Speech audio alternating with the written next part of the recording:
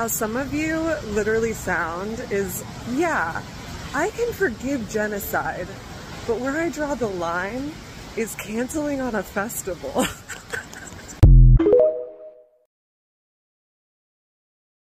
If leftists make Democrats lose this election like they've done before, shut the fuck up.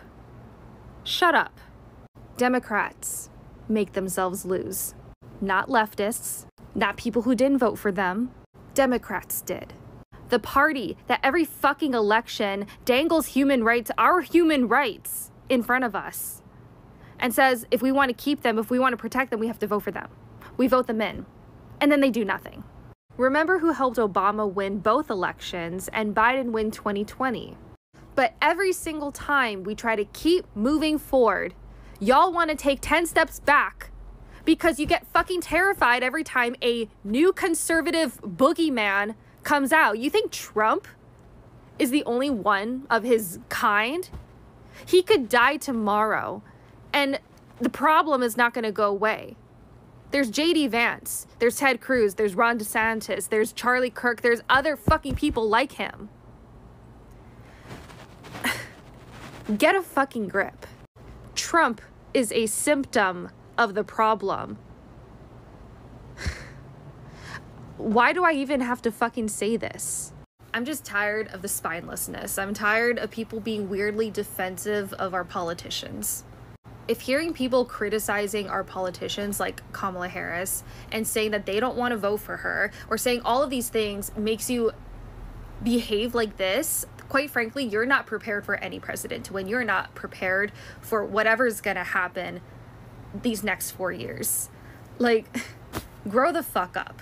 We're seeing protesters getting fucking beaten the shit out of by police. Fuck, the police shot multiple people for a guy that jumped the fucking subway fare. Like, these things are happening around you and people are getting upset about it, calling out the government. People are seeing a fucking genocide happening and calling out the government, and you're so worried about an election. You're so worried about the other guy who's doing nothing except saying annoying shit and doing annoying shit. Yeah, go fucking figure. What else is new about him? What are you gonna fucking do?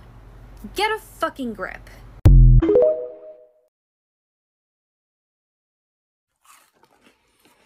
Being the president is a woman's job. You know, I heard at schools, the girls have to cover their shoulders so that the boys can focus in math class. Is that the kind of weakness of mind we want running the country? You can't even put anything in a shoulder. Think about it. All an enemy of America would have to do is send someone in a sort of sleeveless top or a yoga pant to distract a male president, and while he's distracted, they could invade the country. And it's not even just a certain time of month you have to worry about it. It is 24/7, 365 days a year from puberty to death. They have this weakness, this Achilles penis. Men have needs. That's not me being sexist. That's biology, okay? Facts don't care about your feelings. But those needs could be very easily exploited. If he can't even focus around a shoulder, imagine what he would do if a woman promised to show a leg. God forbid a nip. He'd give her the nuclear codes.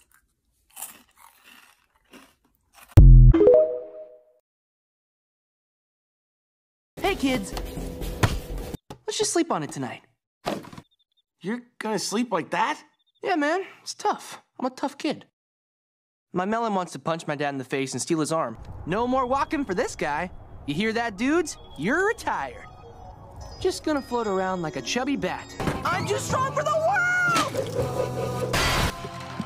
I don't want to go dentist, Jake. They put you in a hole filled with snakes and rotten butter and they leave you there. Baloney! The pizza. Fudge, man! This place's yoga ball's huge! Can I have my backpack back? Pack? I don't like being abandoned! I'm sensitive to it! It's too hot. Good morning, princess! You bears gotta get out of here, or you're all gonna be melted by lava! I got traumatized by those underpanties.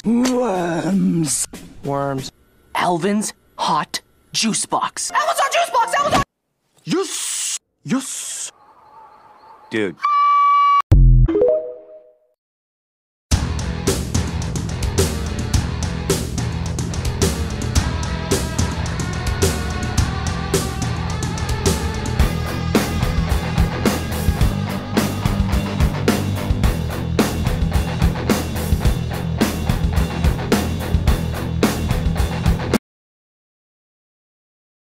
Did you guys hear the world map change today? It's not very often that we get to hear about peaceful transfers of territory between countries.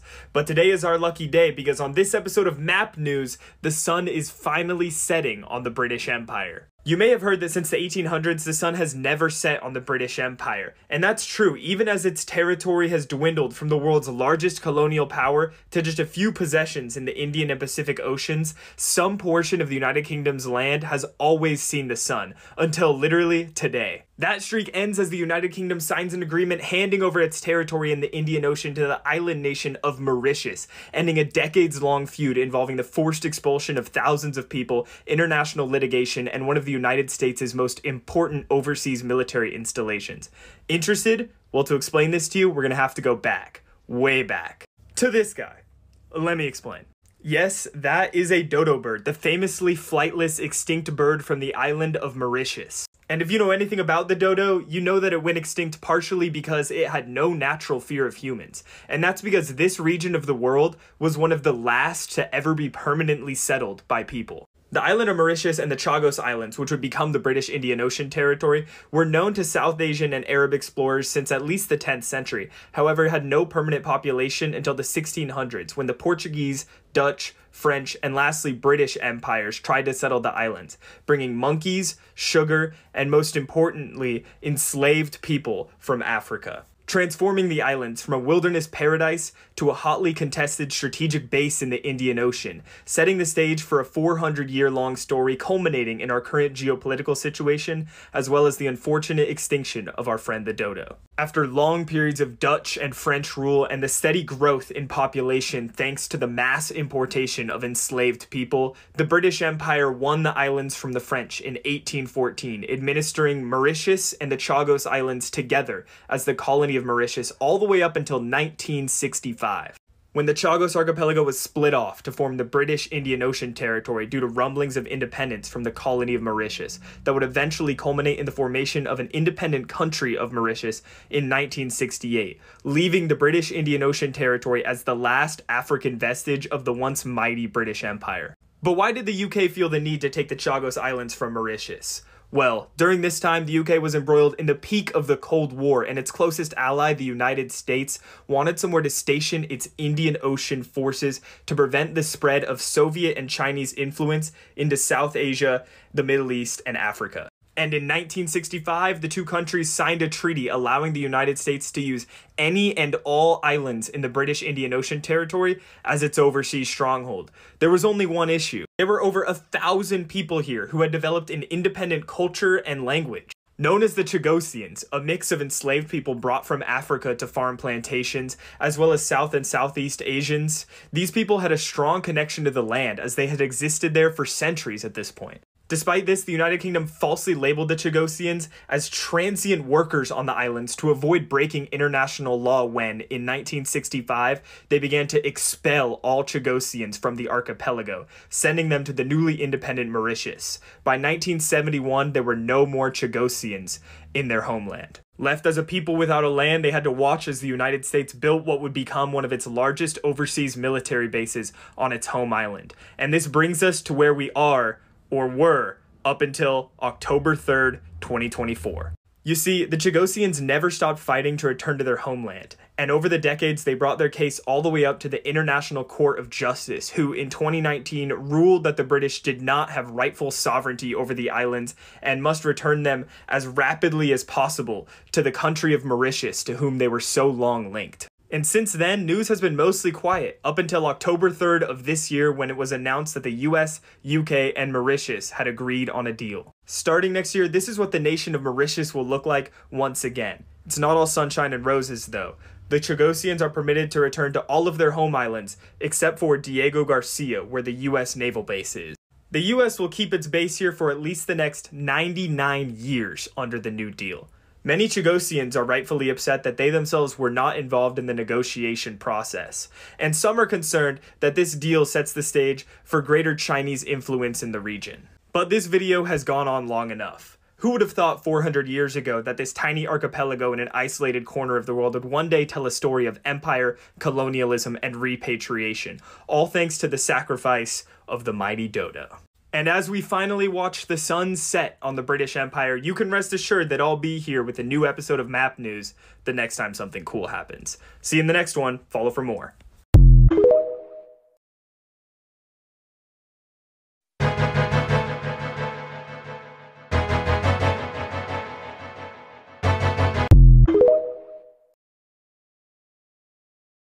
It's important that you know that, like, literally every single capitalist would rather you die than them, like, lose a single dollar. We have cops guarding Walmart so people don't loot food. We have businesses, like, they threaten to, like, fire people if they try to, like, leave work because of the hurricane, and then, like, a bunch of them died. People dying on the way to work because they kept it open during the hurricane. Even this, like, dock strike, one of the industries that's going to be hit hard is pharmaceuticals because they don't keep, like, massive stocks, so people won't have access to the amount of medicine that they need. But they literally don't give a shit about your life. They literally don't give a shit about any single person living at all. And it's not because they're, like, just, like, greedy monsters or whatever, like they are, but it's because they are capitalists. It's literally because of their position that they think this and, like, feel this way. After 4 dams were removed, Native American tribes began spreading 18 billion seeds to restore the land that was underwater for over 100 years.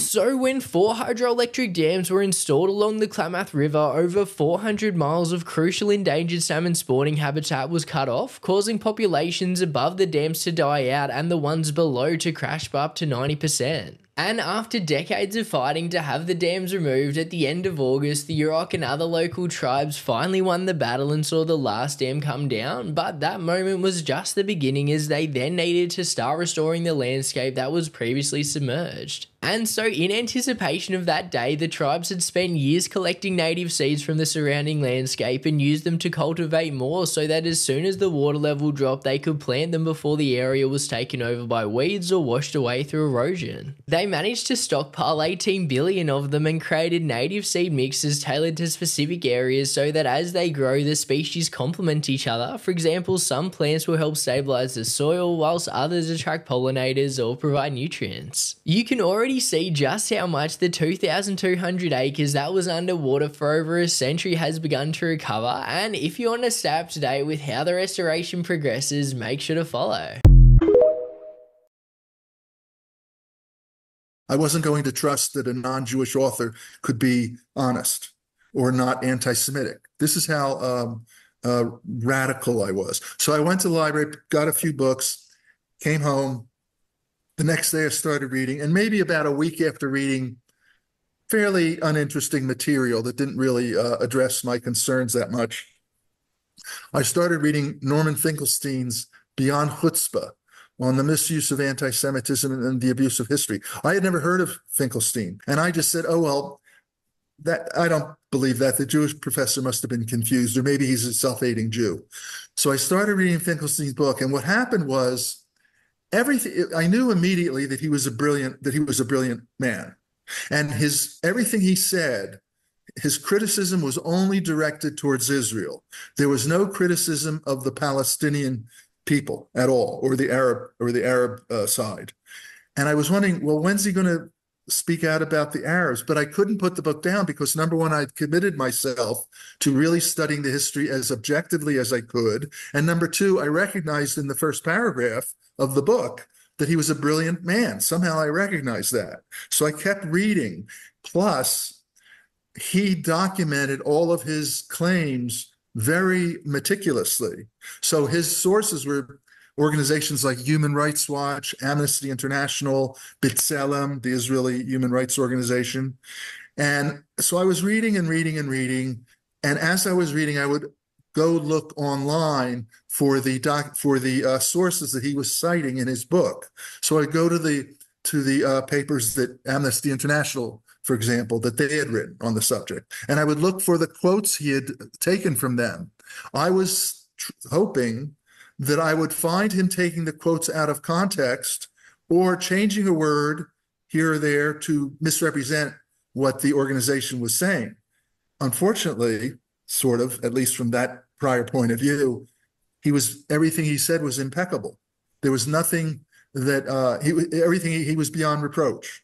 So I continued reading, and at a certain point, I was so absorbed in what I was reading that I allowed all the emotions that were going through me. I didn't resist at all. So I was going through shock at what I was reading. Oh my God, I've supported Israel all these years. This is what Israel's doing. Oh my God. And then anger at Israel for misguiding me all my life and getting me to support the maltreatment of Palestinians. Then my anger turned in on itself, and I got angry at me for being such a dupe and being so ignorant and never checking anything out. And then shame and embarrassment arose. And then finally, a great sorrow for the Palestinian people, for all that they had been through.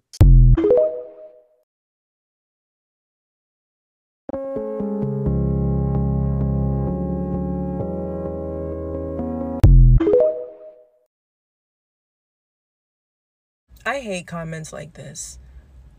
This person says, real freeforms are usually terrible, but yours actually looks all right. I kind of like it, not gonna lie. I hate comments like this. I was at the doctor's office, and a nurse was like, oh, is your hair freeform? I was like, yeah. She was like, wow, like yours looks so good. Like normally they just look so ugly. Like yours looks good. Like, babe, that's not a compliment. And often the kind of freeforms that y'all say that you hate or you don't like, usually is just going to be short 4C hair, because when I had short 4C hair, I had a lot of people tell me that they hated my freeform. I think it's weird to like write under someone's comment of their natural hair to tell them that like other people's looks ugly, because like I don't really understand how people have a lot of critique for freeform locks when it's our 4C hair grown out. Like that's literally what it means. Like people act like we're doing some extra stuff to make it look like this. Like this is a grown out version of 4C afro. So when you say like, oh, normally they're ugly, like what part is ugly? And I bet you'll be the exact same person that if someone had like some 3C hair grown out with like a loose curl or some edges, you'll say it's very pretty. But normally you don't like kinky hair. Like it's just texturist. I don't like comments like this. Every freeform lock, yeah, it looks good. I don't care what you say, yeah, it looks good.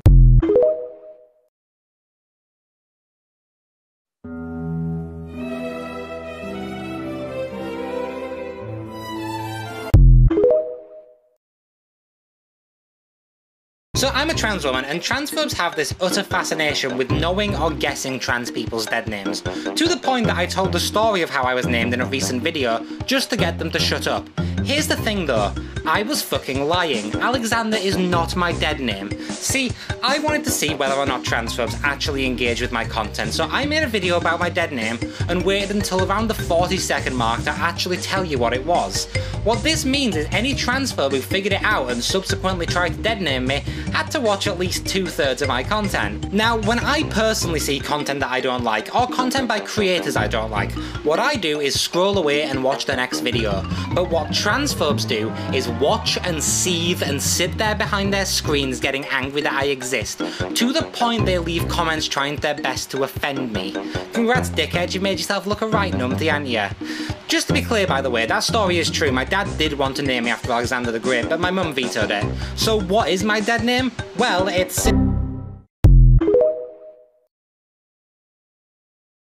You see how I wear my mask? Very demure, very mindful. I wear my N95. I take COVID precautions. Very demure, very considerate, very community-minded. I'm not like you other girls. I don't spread illness that can kill and disable my community. I keep my mask on. I keep it demure. BBC says loud blast heard in Beirut after Israel's military told residents to evacuate 3 areas immediately. Paperclip says, uh-oh, it looks like you're using the passive voice to avoid acknowledging ongoing war crimes. Would you like me to help you pull your head out of your ass? Really am the golden corner. Oh!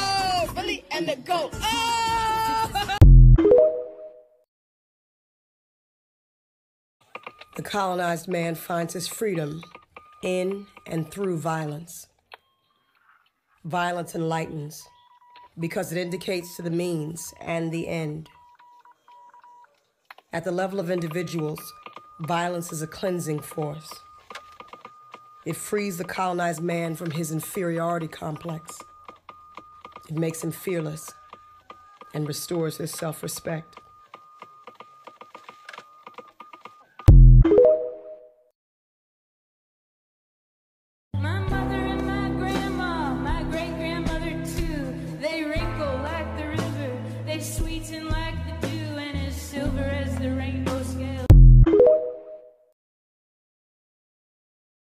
Hey there, little lady. You should smile a bit more. Huh?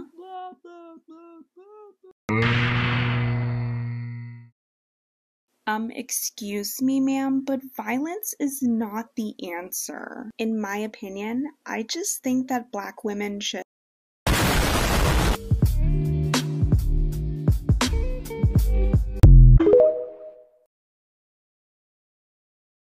Excuse me, y'all were following a cop on here and are surprised that they're a bad person. Hi, welcome. My name is Kat. All cops are bitches.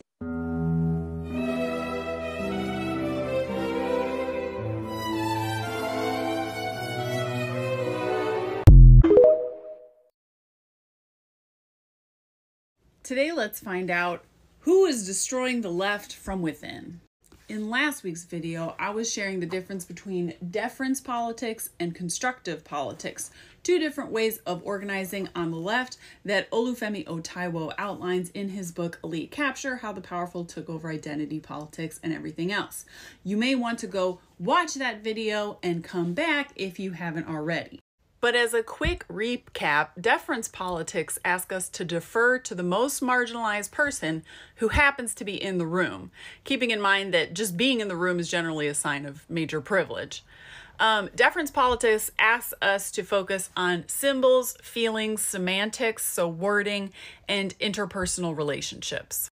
Taiwo urges us to move towards a constructive politics, which is focused on building power. So that can look like creating new spaces, networks, unions, and coalitions, securing and redistributing wealth and resources.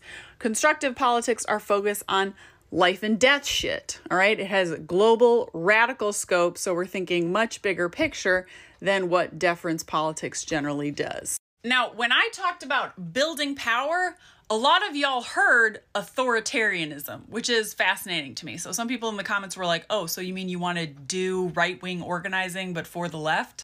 But nothing is further from the truth. Deference politics actually sets up a hierarchical organizing structure where all these people are asked to defer to the most marginalized, people who are at, the top of this organizing group. But this person is very easily compromised. They can be assassinated. They can be captured in terms of elite capture. They can be seduced into serving the needs of the status quo and the capitalists simply by being at the top. I think constructive politics at its most powerful, looks more like a union, looks like a leader-full movement, right? Where instead of one person giving everyone else marching orders, dare I say it, you can organize around anarchist principles. Everyone, is empowered and standing together. This is much more difficult to compromise because you can take out any one of these people and the organization is still very strong. But if you don't have this, if you've got, clear leaders at the top that everyone else is deferring to without any critical thinking, then all you have to do is compromise this person to destroy the movement. And so let's talk about, who is actually compromising the left. So first, there are the professional infiltrators. These are people who are paid to push a certain propaganda online based on the needs of whoever's employing them. So you have countries doing this. In Israel, you have Hasbara, pays people to sow discord on social media, spread misinformation, and infiltrate leftist movements, impersonating, someone on the left. All they have to do is set up a sock puppet account with a Palestinian flag avatar and name themselves Queer Palestinian 1234, and they can start sowing discord within our movement. Israel does this. The CIA does it. Russia and China, as our Western media is constantly reminding us, do it. Probably literally every imperial power is doing it. Now you also have for-profit infiltrators. Last year, Haaretz broke a story investigating Team Jorge, 2 Israeli for-hire infiltrators who used all kinds of these cyber attack tactics in order to fix certain elections in Africa in the way that the people who hired them wanted them to do it, and they were successful. Finally, you also have political groups or ideological groups who are using sock puppet accounts, using bot armies in order to sway public opinion in line with their political aims. So that includes, alt-right groups, overt hate groups, and Republicans and the Democratic Party. I mean, they pay influencers to make ads for them. Whenever we're talking online about any social justice or political or leftist issue, all of these people are in the room, and we need to be expecting that. Unfortunately, in leftist spaces, predators are also going to be in the room. These people might not be, motivated politically, but you'll find abusers in leftist spaces. You'll find scammers who are looking to enrich themselves off of, other people's good intention. Allowing abusers to exist in leftist spaces is so damaging to the movement because they're going to create a toxic, dangerous environment. But I do want to stress that conflict is not abuse. Just because you're not getting your way in a leftist space doesn't mean that you're being abused. Drawing boundaries is not abuse. Having disagreements, even having arguments, healthy debate, these things are not abuse. And if you're confused about that, I haven't read it, but there's a book some of my comrades have recommended called Conflict is Not Abuse. Finally, you have the probably well-meaning people who can also destroy the movement from the left if they put their ego over the needs of the movement, right? If they are told no, or others in their collective disagree with them and they say, well, then I'm taking my ball and going home. I'm not organizing with you anymore because I didn't get exactly my way. That's someone who's being destructive to the movement because they're putting their ego over the movement. Emotionally immature people, I mean, this kind of goes hand in hand. If they can't handle that conflict, that healthy debate, if they can't handle just like interacting interpersonally with other people who have distinct points of view, if they can't apologize, if they mess up and hurt somebody, if they aren't open to receiving any criticism when they may have messed up and done harm, these are all people who can be very destructive to the movement. Even if their politics are 100% behind collective liberation. And finally, there's the status quo lovers. These people are just so comfortable in their lives that they're going to be, pushing your leftist group towards whatever is going to actually not make much of a difference. They're going to be going after those symbolic tiny victories that aren't really going to disrupt the status quo because they stand to lose something if there's any major substantive change. But finally, the last and largest category of people who are destroying the left from within are anyone who defers to any of these above people.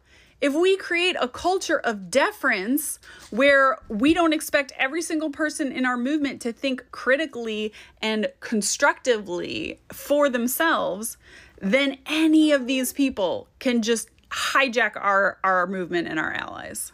Deference politics serves the professional infiltrators. It serves the predators, the abusers, the scammers. We have to stop asking people to defer to someone based on some identity category because there's a very good chance they're any one of these people. And it actually doesn't matter which category people are in. If we've given constructive education to all of our people, if we are clear that our goals should be on building power, that we should be focusing on radical change and life and death issues, then our people are not going to be sidetracked by deference politics. One more type of ego over movement actor that I wanted to mention is the shamers and shunners. So these are people who get off on the ego gratification of putting down other leftists more than they're interested in building the movement and building power. I hope you're enjoying those raspberries from my baby. So these are people who are in the movement really to just dogpile other people and tear other people down. And they are very, very destructive to building power. But the cool thing about if all of our members are empowered, are educated, are focused on building a constructive politics, then we're not going to be sidetracked by the symbolic. We're not going to be compromised by deference politics. And we don't have to figure out, is this person who's being destructive in my comments, Are they Hasbara, or are they a well-meaning, legit leftist who is just, you know, following bad leaders? It doesn't matter which they are. We're going to just ignore them because we're going to recognize, oh, here's someone engaging in deference politics. Here's someone prioritizing some semantic issues over a life and death issues. And we're just not going to get sidetracked by that anymore. And so knowing all of this, our most important defense on the left is educating all our people and educating ourselves. I'm sorry, but you're going to have to become a leftist leader. Every single one of us. You're going to have to learn to think critically and be able to stay focused on what should be the priorities of the left and have your own thoughts about it. Because if you're just deferring to whoever you think is the, you know, most marginalized person in the room, you are so easily compromised to serve elite interests. So every week we should be asking ourselves, like, what am I learning and what am I teaching to others? How am I educating myself? How am I educating others? As always, if you enjoyed this lecture from the People's University of Social Media, pay tuition forward to the Rafat Al-Arir camp. You'll find that link in my bio. They're providing housing and medical care to some of the most vulnerable families in Gaza. And if you want to be a professor at the People's University of Social Media, learn something, throw up a sign, and teach it to us.